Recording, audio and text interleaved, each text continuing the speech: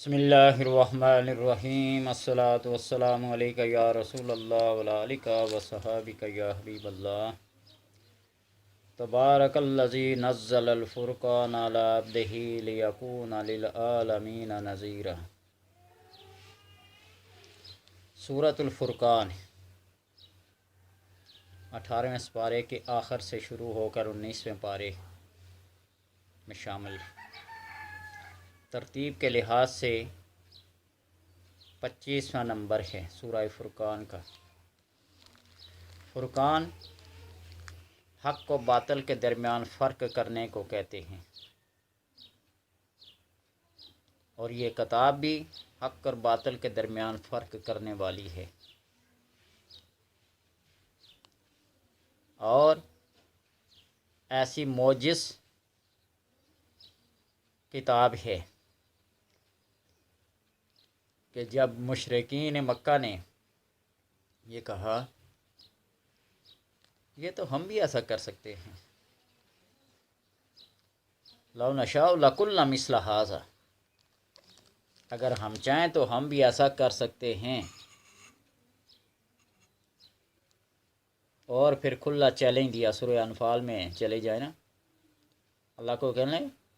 ان کانوا ھذا ھو الحق فامطر علینا حجارۃ من السماء او ائتنا بعذاب الیم، اگر یہ تیری طرف سے حق ہے اور اس کو ہم نہیں مان رہے ہیں، خدا کو چیلنج کر رہے ہیں، اگر یہ تیری طرف سے حق ہے اور ہم اسے مان نہیں رہے تو پھر ہم پر آسمان سے پتھروں کی بارش کیوں نہیں نازل کرتا؟ تو اللہ نے فرمایا وما کان اللہ لیعذبہم وانت فیہم، تم جتنا چاہو مرضی چیلنج کرو، لیکن میں ایک ہستی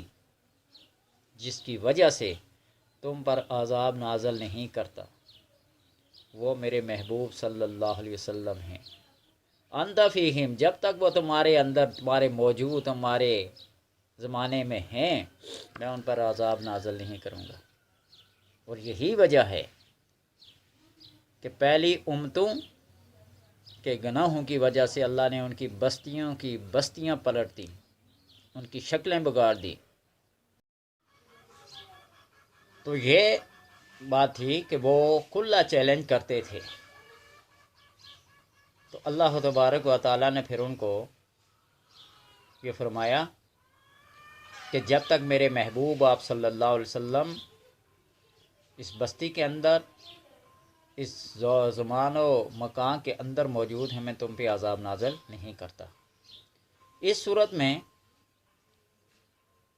آپ صلی اللہ علیہ وسلم کے ساتھ بطور مذاق یہ کہا کرتے ہیں قالوا ما لهذا الرسول، یہ رسول کو کیا ہوا، یاکل طعام یمشون فی الاسواق، یہ کھاتا بھی ہے، پیتا بھی ہے، شہروں میں چلتا پھرتا بھی ہے۔ اللہ نے اس کے رد میں فرمایا تبارک الذی ان شاء جعل لک خیرا من ذلک جنات تجری من تحتها الانہار ویجعل لک قصورا، اگر اللہ چاہے تو اللہ تبارک و تعالی دنیا میں آپ کے لیے بڑے بڑے محلات، جنتی زمین کے اندر اتار دے، لیکن ایک اللہ کی حکمت ہے، ایک اللہ کی رضا ہے۔ تو اس وجہ سے اللہ تبارک و تعالیٰ نے اپنے حکمت کے طور پر ان کو جواب دیا، اور وہ اپنے معبود باطلہ کو جو پوجتے تھے، تو اللہ نے ان کے رد میں فرمایا لا یملکون لانفسہم ضرا ولا نفع، یہ اپنے آپ کے نفع اور نقصان کے مالک نہیں ہیں، ولا یملکون موتا ولا حیاتا ولا نشورا، نہ موت نہ زندگی اور نہ بس دوبارہ اٹھنا ان کے تقدیر میں ہے، مقدر میں ہے، ان کی قدرت میں نہیں ہے، یہ کر نہیں سکتے، یہ اپنے نفع نقصان کے لیے۔ یسلب الذباب شیئا لا یستنقذوہ منہ ضعف الطالب المطلوب، اگر مکھی ان سے کوئی چیز چھین لے تو وہ مکھی کے اوپر قدرت نہیں رکھتے کہ ان سے کوئی چیز واپس لے لے، وہ لوگ اعتراض کریں۔ تو اس لیے اللہ تبارک و تعالیٰ نے ان کے رد کے لیے یہ سورہ فرقان نازل کی ہے،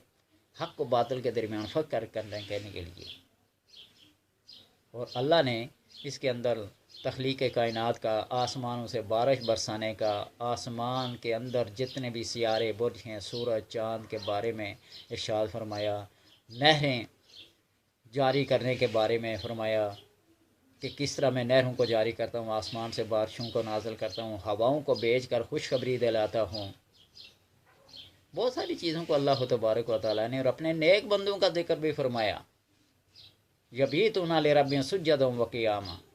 اپنے ان لوگوں کا ذکر بھی فرمایا جو انفاق میں اسراف نہیں کرتے، خرچ کرنے میں فضول خرچی نہیں کرتے، نہ کنجوسی کرتے ہیں،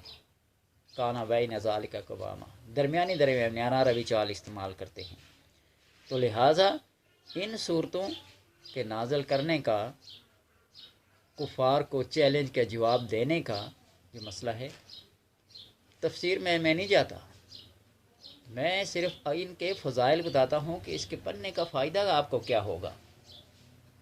ورنہ اس کی ایک ایک جز پہ، ایک ایک لفظ پہ اگر وہ مفسرانہ انداز میں گفتگو کرے نا تو پھر اس کے لیے ٹائم چاہیے ہوتا ہے۔ میرا مقصد وہ نہیں ہے۔ انشاءاللہ وہ بھی سلسلہ شروع کریں گے رمضان کے بعد، کبھی موقع ملا تو۔ اللہ تبارک و تعالیٰ نے اس صورت کے نام اس لیے رکھا ہے، حق اور باطل کے درمیان یہ فرق کرنے والی صورت ہے۔ تبارک الذی نزل الفرقان علی عبدہ، فرقان اس کتاب حمید کا بھی نام ہے۔ دشمن کی ہلاکت کے لیے، دشمن کی ریشہ دوانیوں سے بچنے کے لیے، ان کی چالوں سے، اس کے مکر و فریب سے بچنے کے لیے 38 مرتبہ ایک دفعہ بندہ پڑھ لینا، اپنے گرد حصار باندھ لے، حرص پیدا ہو جائے، حصن ہو جائے، قلعہ بن جائے گا، اور اس کے جتنے بھی دشمن ہوں گے تباہ و بربادی اور ہلاک ہو جائیں گے۔ اس لیے کہ معبودان باطلہ جو خود بھی باطل ہوتے ہیں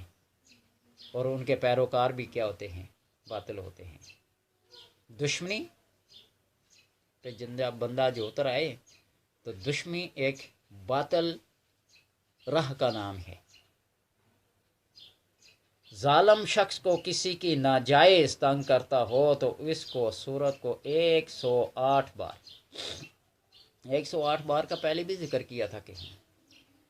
وہ اس لیے 108 بار کہ اس کے عدد کو جب اعداد قلبی کے اوپر لے جاتے ہیں نا تو 108 0 1 8 یہ 9 بنتے ہیں، اور 9 جو عدد ہے یہ کائنات کا سب سے بڑا عدد ہے۔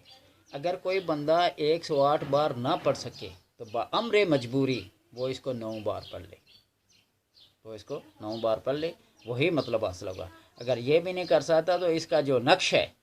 اس کے جو عدد ہیں